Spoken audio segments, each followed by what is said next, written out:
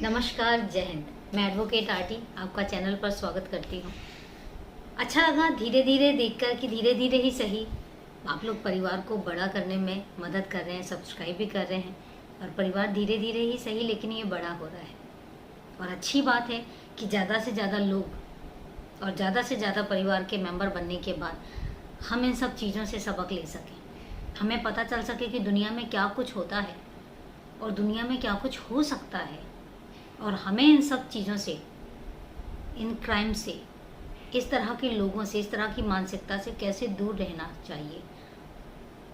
क्योंकि सबसे ज़्यादा ज़रूरी है सुरक्षा। अगर हम सुरक्षित हैं तो दुनिया सुरक्षित है। और मेरा मकसद बताना नहीं, बचाना है। जितने ज़्यादा से ज़्यादा लोग इस चीज़ को समझ सकें, सुन सकें, उतना ही अच्छा है। तो अच्छा लगता है जब धीरे धीरे ही सही लेकिन परिवार बढ़ता है। ऐसे ही मदद करते रहिए, ऐसे ही परिवार को बढ़ने में आगे बढ़ते रहिए, अच्छा लगता है। अब दोस्तों, एक कमेंट भी आया था मुझे कि मेरी जो वॉइस क्वालिटी है वो सही नहीं है। तो अगर ऐसी कोई प्रॉब्लम है तो प्लीज़ मुझे कमेंट करके बताइएगा। मैं इस पर ज़रूर इम्प्रूव करूँगी, इस पर काम करूँगी ताकि आप लोगों को वॉइस क्वालिटी जो है उसमें कोई दिक्कत नहीं आनी चाहिए। मेरी आवाज़ और ये मैसेज हर किसी तक बहुत आराम से पहुंचना चाहिए। तो चैनल पर नए हैं तो चैनल को सब्सक्राइब ज़रूर कीजिए, बेल आइकन प्रेस कीजिए अपकमिंग वीडियोस की नोटिफिकेशन के लिए। लाइक कीजिए, शेयर कीजिए और कमेंट करके मुझे ज़रूर बताइए कि आपको जो चैनल है या आपको जो स्टोरीज़ हैं वो कैसी लगती हैं। मुझे अच्छा लगेगा। वीडियो के लास्ट में मैं आपके कमेंट ज़रूर पढ़ा करूँगी। जो भी एक सजेशन वाले भी कमेंट्स होंगे मैं चाहूँगी कि मैं ज़रूर पढूं। वीडियो के लास्ट में कुछ नया भी होगा तो वो वीडियो के लास्ट में देखेंगे। बने रहिए वीडियो में। अब बात आती है आज की वारदात की, आज की कहानी की। आज की जो ये कहानी है ना, ये फनी भी लगती है और तरस भी आता है उन लड़कियों पर जो पढ़े लिखे होने के बावजूद भी कैसे बेवकूफ़ बन जाती है। सच में मैं हो सकता है थोड़ा बहुत हार्श लैंग्वेज लगे मेरी, लेकिन सच में बताऊं तो हम पढ़े, एजुकेशन क्या सिखाती है? एजुकेशन सिखाती है कि हम कितना ज़्यादा से ज़्यादा दुनिया में जीने के लिए लायक बन सकें। एजुकेशन सिर्फ किताबी ज्ञान नहीं है, सिर्फ मार्कशीट इकट्ठी कर करके अपने घर पे रखना नहीं है। एजुकेशन का मतलब है कि दुनिया में क्या हो रहा है ये पता चले, दुनिया में हमें कैसे अपने आप को सुरक्षित रखना है, दुनिया से हमें क्या चीज़ें सीखनी है, ये सब चीज़ें हमें पता लग सके, दुनिया की चालाकी से हम अपने आप को निकाल सकें। इसलिए तो एजुकेशन है। एजुकेशन हर चीज़ सिखाती है, लेकिन उसके बावजूद भी अगर आप एक हाईली एजुकेटेड होने के बाद भी अगर आप बेवकूफ़ बन रहे हैं तो तरस आता है। तरस आता है कि आपको क्यों नहीं चीज़ें पता लगती। और आज की भी जो कहानी है ना, वो भी ऐसी ही कहानी है। आज की कहानी है यूके से, उत्तराखंड से। उत्तराखंड में 14 फरवरी 2018 को पुलिस स्टेशन में एक केस आता है। एक लड़की एक केस लेकर आती है और वो अपने ही पति के खिलाफ केस दर्ज करती है। और उसके खिलाफ जब एफआईआर दर्ज होती है तो दो धाराओं में, एक तो होती है 498A दहेज प्रथा के खिलाफ, दहेज प्रथा के लिए प्रताड़ना के लिए, और दूसरी होती है 494 एक शादी के बाद, एक शादी में रहते हुए भी दूसरी शादी करना। ये दो केस जो हैं वो दर्ज होते हैं कृष्णा नाम के लड़के के खिलाफ। अब पुलिस जो है, पुलिस उसको लेकर आती है पुलिस स्टेशन में। पुलिस स्टेशन में लेकर आने के बाद जब उससे पूछताछ शुरू होती है तो वो जो कृष्णा होता है वो अचानक ही बोल पड़ता है कि साहब मैं लड़का नहीं हूँ, मैं लड़की हूँ। अब ये सुनकर पुलिस वाले चौंक जाते हैं और वो थोड़ा सा उससे पीछे हट जाते हैं। फिर पूछते हैं, उनको सच में बताऊँ तो उनको बिलीव ही नहीं होता। वो फिर पूछते हैं कि सही से बताओ क्या है। तो वो फिर कहता साहब मैं लड़का नहीं हूँ, मैं लड़की हूँ। और अगर यकीन नहीं आता है तो आप किसी लेडी डॉक्टर से मेरी जांच भी करवा सकते हैं। यहाँ पे पुलिस वाले चौंक जाते हैं और चौंकने के बाद अब जो मैटर है वो दहेज प्रथा, प्रताड़ना और दूसरी शादी, इन सब चीज़ों से हटकर जो केस बनता है वो बनता है धोखाधड़ी का। अब धोखाधड़ी का केस शुरू हो जाता है और जब डॉक्टर आती है और चेकअप करती है तो वो भी कंफर्म करती है कि हकीकत में ये लड़का नहीं, ये लड़की है। अब वो अपना असली नाम बताती है कि मेरा असली नाम स्वीटी सेन, और मुझे प्यार से मेरा जो सर्कल है वो डॉली कहकर बुलाता है। अब यहाँ पे कहानी जो है वो बहुत ही अजीब ट्विस्ट ले लेती है। यहाँ पे मैं आपको एक बात और बताना चाहूँगी कि क्राइम पेट्रोल में सेम स्टोरी जो है वो दिखाई गई थी, लेकिन बहुत लोगों ने क्राइम स्टोरी जो ही थी इसको बहुत फनी वे में लिया और ये लगा कि शायद ऐसा हो ही नहीं सकता, ऐसा कैसे हो सकता है कि किसी को पता ना चले। तो ये क्राइम पेट्रोल में ऑलरेडी ये स्टोरी है। तो वहाँ पर फिर दोनों जो बीवियाँ होती हैं उनको बुलाया जाता है।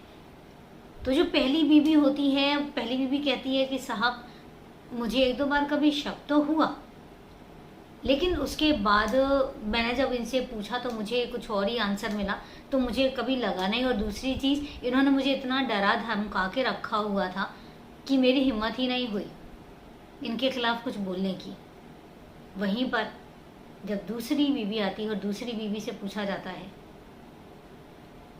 तो फिर वो बताती है कि मुझे तो शादी के कुछ दिन बाद ही पता लग गया था, लेकिन उसने क्यों नहीं बताया। ये हम आगे जैसे जैसे ये कहानी चलती रहेगी वैसे वैसे मैं आपको बताऊंगी कि उस लड़की ने, जिसको पता चल चुका था, उसने क्यों नहीं बताया दूसरी बीवी ने।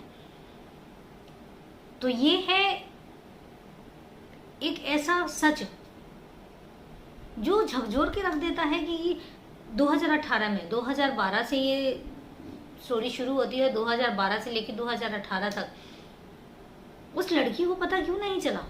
बहुत लंबा समय होता है किसी के साथ रह लेने का, इतने समय में तो पता लग जाना चाहिए। तो ये कहानी शुरू होती है। चूंकि जो स्वीटी सेन थी ये यूपी के जो डिगनौर एरिया है, वहाँ पर धामपुर नाम का गांव है, वहाँ की रहने वाली थी। माँ बाप की बेटी थी, पढ़ने लिखने में बस ज़्यादा कुछ था नहीं उसका, लेकिन उसको खुराफात में बहुत ज़्यादा इंटरेस्ट था। और उसके बाद ये घर में भी और बाहर भी हमेशा लड़कों जैसे गेटअप में रहती थी, हेयर कट लड़कों जैसा, और जो ड्रेसअप था ड्रेसअप भी लड़कों जैसा रखती थी। और उसके बाद धीरे धीरे क्या होने लग गया, धीरे धीरे लड़कों से पैसे इकट्ठे करना या पैसे मांगना या धोखाधड़ी करना, झूठ बोल के पैसे लेना और लेने के बाद फिर वापस ना करना, इस टाइप से ये एक्टिविटीज़ करने लग गई। उसकी शिकायतें घर वालों तक आने लग गई और घर वाले भी फिर परेशान होने लग गए।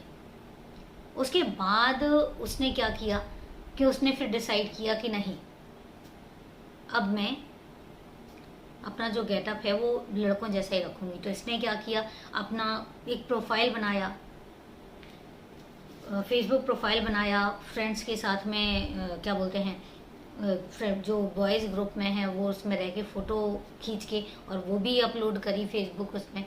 और इसने अपने जो डीपी है, प्रोफाइल पिक होती है, उसमें एक हॉलीवुड एक्टर हैं उनकी डीपी लगाई हुई थी। और उसके बाद 2012 को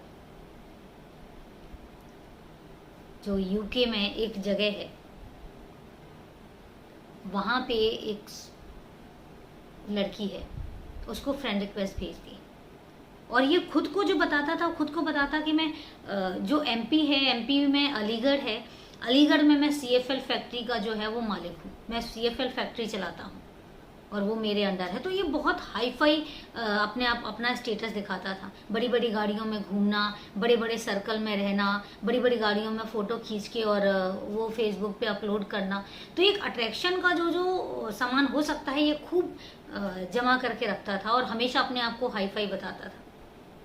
इस तरीके से जब ये अपना हाई फाई प्रोफाइल बताने लग गया, उसके बाद जो इसने फ्रेंड रिक्वेस्ट भेजी थी एक लड़की को, वो लड़की थी यूके उत्तराखंड के काठगोदाम की लड़की थी। और लड़की का मैं बताऊं आपको, लड़की ने डबल एमए कर रखा था। और डबल एमए में जो सब्जेक्ट सुनेंगे वो चौंक जाएंगे आप। एक इंग्लिश, दूसरा सोशलॉजी। सोशलॉजी एक ऐसा सब्जेक्ट है जिसमें आपको सोशल सर्कल के बारे में बहुत सारी चीज़ें पता लगती हैं। सोशल बिहेवियर के बारे में भी अगर आप उसको डीप स्टडी करेंगे तो आप सोशल बिहेवियर के बारे में बहुत सारी चीज़ें पढ़ते हैं। और एमए में आने के बाद तो बहुत सारी चीज़ें जो है वो उसमें ऐड ऑन हो जाती हैं। लेकिन उसके बावजूद भी उस लड़की को पता ही नहीं चला। डबल एमए करने के बाद, हाईली एजुकेटेड होने के बाद भी जब उसको फ्रेंड रिक्वेस्ट भेजी जाती है तो वो एक्सेप्ट कर लेती है। एक्सेप्ट करने के बाद जब उसकी फेसबुक पर पिक्चर्स देखती है तो पिक्चर देख के भी अट्रैक्ट होती है। वहाँ तक तो समझ में आता है, एक नॉर्मल सी बात है कि आपने एक इंसान की फेसबुक प्रोफाइल पिक्चर्स देखी और इट्स ओके। और ये अट्रैक्ट हो जाती है, फ्रेंड रिक्वेस्ट एक्सेप्ट कर लेती है। और उसके बाद काफ़ी टाइम तक बात करने के बाद ये नंबर एक्सचेंज करते हैं एक दूसरे को और बात करते रहते हैं। उसके बाद इनके मिलने का समय जो है वो शुरू होता है। तो ये मिलते हैं नैनीताल में पहली बार। और जब ये नैनीताल में पहली बार मिलते हैं तो जो वो स्वीटी सेन ऑफ कृष्णा सेन ये जो आता है ये सफारी में आता है। अब मैं यहाँ पे बॉय ही कहूँगी बिकॉज उसने बॉय वाला ही इंट्रोड्यूस किया था। तो वो सफारी में आता है। जब वो सफारी में आता है तो उसको देख के वो और ज़्यादा अट्रैक्ट होती है कि बड़ा हाई फाई बंदा है और बहुत अच्छा, मतलब मुझे तो बहुत अच्छा घर मिला है। जो एक हम देसी लैंग्वेज में बोलें तो लड़की के लिए बहुत अच्छा घर मिला है, वही वाली बात होती है। अब यहाँ पर एक लड़की के साथ एक प्रॉब्लम होती है कि उसकी जो फादर हैं उनकी डेथ हो चुकी होती है। तो घर में माँ और भाई होते हैं। अब उसके बाद क्या होता है कि लड़की के साथ कुछ प्रॉब्लम होती है कि लड़की के जैसे फिंगर्स में थोड़ी कुछ प्रॉब्लम थी, एग्जैक्ट मुझे नहीं पता। तो उसको अच्छा कोई रिश्ता नहीं मिल पा रहा था। माँ उसके रिश्ते की बात चला रही थी लेकिन अच्छा कोई रिश्ता नहीं मिल पा रहा था। लेकिन जब बात आती है इसकी कृष्णा की तो उसके घर वाले भी सोचते हैं यार कि रिश्ता तो अच्छा है, कर देनी चाहिए शादी। और उसके बाद 2013 में वो सगाई कर देते हैं। उसकी सगाई अच्छे से करते हैं। सगाई में वो बहुत पैसा भी खर्च करता है। और वहाँ पर वो अपने जब सगाई में आता है तो सगाई में अपने नकली माँ और नकली बाप बना के ले आता है यहाँ पे इंट्रोड्यूस करवाने के बाद अपने पेरेंट्स को। तो पेरेंट्स में नकली माँ बाप भी आ जाते हैं। वो आते हैं और वो बताते हैं कि हमारा जो है वो अलीगढ़ में अच्छा खासा फैक्ट्री हमारी चल रही है, लेकिन शादी के बाद हो सकता है कि मैं जो हरिद्वार है, हरिद्वार में मैं प्लान कर रहा हूँ कि अपने बेटे को यहाँ पे भी एक फैक्ट्री खोल के दूँ CFL की। तो ये लोग बहुत खुश होते हैं कि मतलब हमें तो बहुत ही अच्छी फैमिली मिल गई और लड़का कितना अच्छा है जिसने हमारी बेटी को मतलब एक्सेप्ट किया है। इतनी प्रॉब्लम जानने के बाद भी कि उसकी फिंगर्स में प्रॉब्लम है, उसको एक कोई और प्रॉब्लम भी थी, उसके बाद भी वो लड़की को एक्सेप्ट कर रहे हैं। तो वहाँ भी वो खुश हो जाते हैं। और 2014 में वो शादी कर देते हैं। शादी में भी उसकी माँ नहीं आती है जो नकली माँ होती है। रियल पेरेंट्स तो आते नहीं है लेकिन माँ नहीं आती है। सिर्फ और सिर्फ दोस्त आते हैं जो उसने बनाए होते हैं और उनको भी पता नहीं होता है कि ये एक्चुअल में ये लड़की है सॉरी। तो वो कृष्णा के जो कृष्णा बना हुआ था वो कृष्णा के दोस्त उसकी शादी में आते हैं। शादी आराम से हो जाती है, बड़े धूमधाम से होती है। ज़्यादा गेस्ट तो नहीं गैदरिंग होती है लेकिन 20-25 लोग उसकी तरफ से आए होते हैं और शादी आराम से हो जाती है। अब इसके बाद 2014 में जब शादी हो जाती है तो ये लोग हल्द्वानी के ही टिकोनिया जगह है वहाँ पर ये 3 BHK लेकर रेंट पे और रहने लग जाते हैं। अब उसके बाद होता क्या है, देखिए एक्टिविटीज जो है वो सस्पेंसिव होती है जब आप वो होते हो। तो इस लड़की ने बहुत बार नोटिस किया कि जो ये मेरा हस्बैंड है मेरे सामने कपड़े नहीं चेंज करता, हमेशा जाके वॉशरूम में चेंज करता है, हमेशा लोअर टी शर्ट्स में रहता है जबकि लोग नॉर्मली शॉर्ट्स में रहते हैं, लेकिन ये हमेशा लोअर टी शर्ट्स में रहता है। और अगर शॉर्ट्स भी डालता है तो मतलब बहुत लंबे लंबे से शॉर्ट्स डालता है। इस टाइप से इसने बहुत बार नोटिस किया लेकिन कभी ऐसा नहीं हुआ। 1-2 बार कभी शक भी जाहिर किया कि जैसे जब वो अपने हस्बैंड के गले लगती है तो उसका जो फिजिक होता है, फिजिक भी ऑकवर्ड लगता है कई बार। तो उस सिचुएशन में जब वो बोलती है अपने हस्बैंड को कि ऐसा ऐसा मैं नोटिस करती हूँ, तो वो कहता नहीं, मेरे हार्मोनल डिसबैलेंस हैं, तो इस वजह से मुझे प्रॉब्लम हुई थी, तो उसका मैं ट्रीटमेंट करवाना चाह रहा हूँ और मुझे ऐसे ऐसे करके प्रॉब्लम है। वो प्रॉब्लम बताता है उसको, वो कन्विंस हो जाती है। और उसके बाद जब बात हस्बैंड वाइफ के अपने रिलेशंस की बात आती है, तो ये जितना ज़्यादा हो सके उतना ज़्यादा ये टालता है। 10-10, 15-15 दिन ये घर से बाहर रहता है, और जब घर पर आता है तो छोटी छोटी सी बातों पर वाइफ से लड़ जाता है। एक मतलब बहुत ही स्ट्रिक्ट टाइप का हस्बैंड का मतलब एक्टिंग करता है कि बहुत ज़्यादा मतलब लड़ाई झगड़े वाला। जरा सी कोई बात होती है तो उसको डांट देता है, डांट देने के बाद फिर अलग रूम में सोने चला जाता है। इस टाइप से वो जितना हो सकता था उतना वो उससे बचने की कोशिश करता है। अब उसके बाद क्या होता है कि धीरे धीरे जब लड़की जो है वो दबाव डालने लग जाती है, तो उसके बाद ये उसको धमकाना शुरू कर देता है, उसको छोड़ने की धमकी देता है। और जब और ज़्यादा बात बढ़ती तो कहता है कि तुम्हारे माँ बाप को मार दूंगा, तुम्हारी माँ और तुम्हारे भाई को मार दूंगा, ध्यान रखना इस बात का। इस टाइप से उसको धमकी देने लग जाता है। लड़की डर जाती है, और डरने के बाद वो आराम से चुप हो जाती है। वो किसी को भी नहीं बताती कि मुझे ऐसा कुछ भी हो रहा है। और उसको फिर उसको लगता है कि शायद हो सकता है ओके। हमारे जो हिंदू संस्कारों में एक चीज़ होती है कि लड़कियों को एक चीज़ सिखाई जाती है कि कोई बात नहीं बेटा, थोड़ा बहुत एडजस्टमेंट होती है, कोई बात नहीं, एडजस्टमेंट करना पड़ता है, क्योंकि एडजस्टमेंट तो हमें ही करना पड़ता है। हम लड़कियों को हमेशा एक चीज़ बताते हैं, एडजस्टमेंट तो हमारी रिस्पॉन्सिबिलिटी, हमें करनी ही चाहिए। तो इसलिए वो बेचारी करती चली जाती है। या बेचारी शब्द तो मैं नहीं बोलूँगी। इसके बाद 2016 में ये अपनी मदर इन लॉ से हरिद्वार में जो फैक्ट्री डालने का जो बात आती है, उसके चलते ये अपनी जो सास होती है, सास से 8 लाख रुपए लेता है और कहता है मुझे फैक्ट्री डालनी है। और उसके बाद फैक्ट्री नहीं डालता है, पैसे खर्च कर देता है। जब पैसे खर्च कर देता है तो जो बीवी होती है वो पूछती है कि आखिर तुमने पैसे कहाँ खर्च कर दिए इतने। तो फिर वो उसको डांटता है और उसको बोलता है कि अगर तुमने इस मैटर में कोई बात करी तो मैं तुम्हें जान से मार दूंगा, तुम्हारे घर तुम्हें छोड़ाऊंगा और तुम्हें पता भी नहीं चलेगा। तो इस तरीके से इनके बीच में आपस में लड़ाई होने लग जाती है। अब 29 अप्रैल को 2016 में ये एक 22 साल की लड़की के साथ शादी कर लेता है। और जो 22 साल की लड़की के साथ शादी करता है, उसका एक और ताज्जुब वाली बात होती है कि उस लड़की का भाई ही उसका बहुत अच्छा दोस्त होता है। मतलब अपने ही दोस्त की बहन के साथ वो शादी कर लेता है। और शादी करने के बाद उस लड़की को भी उसी फ्लैट में लेकर आ जाता है जिस फ्लैट में उसकी पहली बीवी रहती है। अब जब वो लेकर आ जाता है तो पहली जो बीवी होती है वो और ज़्यादा मतलब अग्रेसिव होती है, गुस्सा करती है। जब गुस्सा करती है तो फिर वही धमकी देता है कि अगर ज़्यादा तुमने वो किया तो मैं तुम्हें निकाल दूंगा और इसको अपने साथ रख लूँगा, तुम्हारे माँ बाप को पता भी नहीं चलेगा, तुम्हारे माँ बाप, तुम्हारे माँ को और तुम्हारे भाई को गायब करवा दूंगा। तो लड़की फिर से डर जाती है और थोड़े टाइम के लिए शांत हो जाती है। लेकिन थक हार के 6 अक्टूबर 2017 को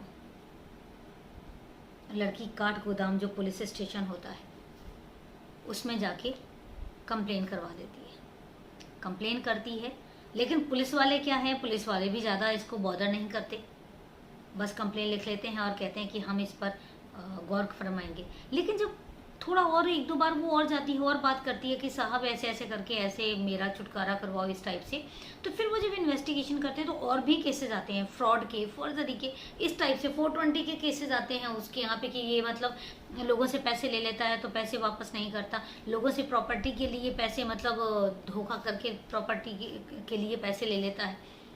और इस टाइप से बहुत सारे केसेस जो हैं वो सामने आते हैं। जब ये चीज़ें सामने आती हैं तो फिर वो कृष्णा को अरेस्ट करते हैं, लेकर आते हैं। और जब लेकर पूछताछ करते हैं तो पूछताछ में तो मामला ही कुछ और निकलता है। वहां पे मैटर निकलता है कि वो तो लड़का नहीं, वो तो लड़की है। अब वो सामने असलियत सामने आ जाती है कि वो तो एक्चुअल में वो स्वीटी है। और उसके बाद पता लगता है कि उसके पेरेंट्स को भी ये बात पता थी, लेकिन पेरेंट्स ने 1-2 बार ऑब्जेक्ट किया, उसके बाद पेरेंट्स ने भी बोलना बंद कर दिया, पेरेंट्स ने भी नहीं बोला। अब जब वही होता है कि जब वो पहली बीवी से पूछते हैं कि तुमने क्यों नहीं बताया, तो वो कहती साहब मैं तो बहुत डरी हुई थी, मेरे को तो बहुत डराया हुआ था, मुझे डाउट तो हुआ लेकिन कन्फर्म मुझे कभी नहीं हुआ। कन्फर्म तो मुझे आज हो रहा है, क्योंकि आज तो मैं भी चौंक गई हूँ कि सच में ऐसा था जो मैं सोच रही थी। लेकिन आवाज़ उसने भी नहीं उठाई, उसने डाउट अपना क्लियर करने की कोशिश ही नहीं करी।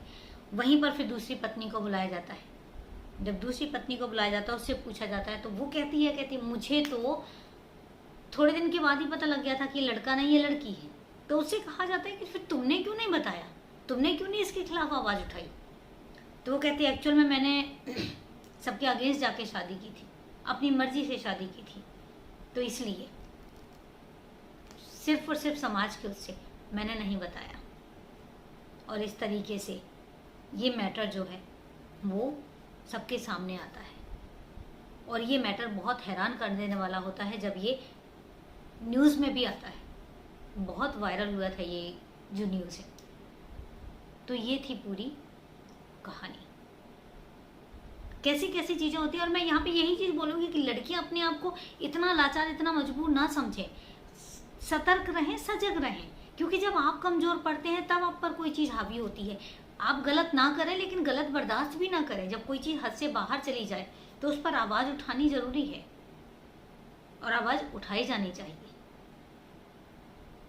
तो फिर वही चीज़ आती है कि सही और गलत हमारे सामने होता है। जब हल्का सा भी इंट्यूशन होता है, हल्का सा भी आपकी इनर सोल जो है ना वो आवाज़ लगाती है कि कुछ गलत हो रहा है, तो वहाँ पर अपने आप को सेटिस्फाइड मत करिए, वहाँ पर अपने आप को तसल्ली मत दीजिए, वहाँ पर अपने आप को समझाइए मत, वहाँ पर अपने आप को इन्वेस्टिगेट कीजिए।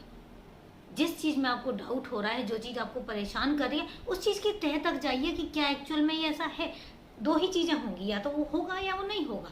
नहीं होगा तो आपको सेटिस्फैक्शन मिल जाएगा, होगा तो आपको न्याय मिल जाएगा। दोनों चीज़ें होंगी। लेकिन अपने आप को कन्फ्यूजन में मत रखिए कि कभी आपको लगता है, कभी आपको लगता है नहीं है। इसलिए सजग रहिए, सचेत रहिए। मेरा मकसद बताना नहीं, बचाना है। मैं हमेशा यही कहती हूँ। और इसी के साथ आज की कहानी ख़त्म करती हूँ। कोशिश करती हूँ, मुझे कमेंट्स आ रहे हैं, धीरे धीरे ही सही, ज़्यादा से ज़्यादा कमेंट करिए ताकि मैं वीडियो के लास्ट में कमेंट पढ़ सकूँ। तो दोस्तों आज की कहानी इतनी ही। मिलते हैं फिर अगले वीडियो में एक नई वारदात के साथ, एक नई कहानी के साथ। तब तक नमस्कार, जय हिंद।